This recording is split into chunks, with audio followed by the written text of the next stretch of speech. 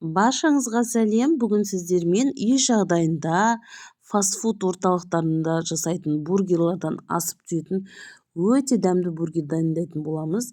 Міндетті түрде жасап көріңіз, сізге сөзсіз ұнайтын болады.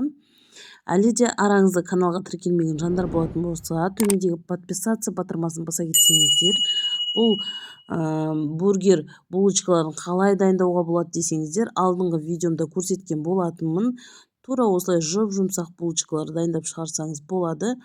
Төменге өтіп, сол видеоны қарап дайындасаңыздар болады. Ең әуелі бізге бургерімізға котлетін жасайтын боламыз. Сол үшін бізге сиыр етінен тартылған фарш, дәміне қарай тұзын, бұрышын салып, жақсылап араластыратын боламыз.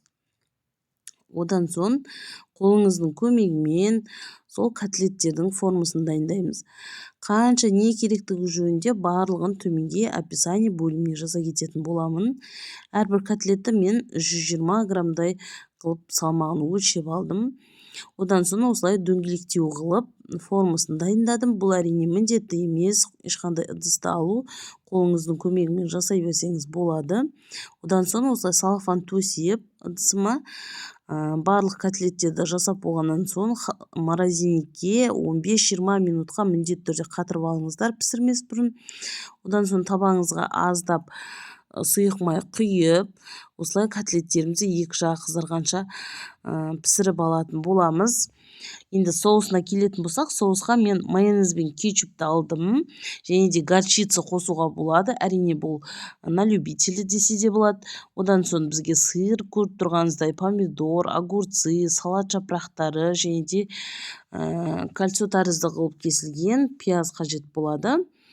Неге ең әуелі осылай булочкаларымызды екіге бөліп алып, теңдей қызып тұрған табаға ешқандай май құймай, осылай аздап қызартып күтірлік қылып аламыз. Одан соң жаңағы соусымыздан жағатын боламыз. Көріп тұрғаныңыздай мен соусты үстіңгі және астыңғы бетіне де жағамын. Сіз бір бетіне жақсаңыз да болады. Ең әуелі осылай салат жапырағымызды саламыз. Одан соң котлетімізді, артынан сырымызды, менде осылай арнайы бургерге арналған сыр. Одан соң помидорымызды және де қиярымызды, пиязымызды салатын боламыз.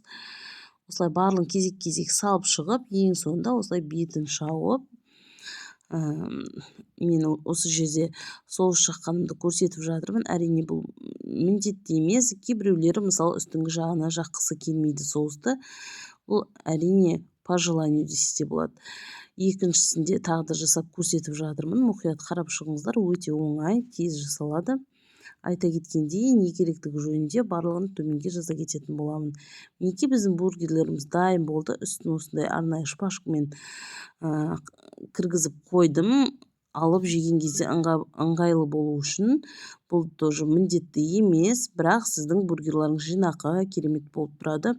Өте дәмді бургерлер шығады, міндетті түрде жасап көріңіздер. Егер де видео ұнаса, каналға тіркеліп, лайк басып, комментарий жазуды ұмытпаңыздар.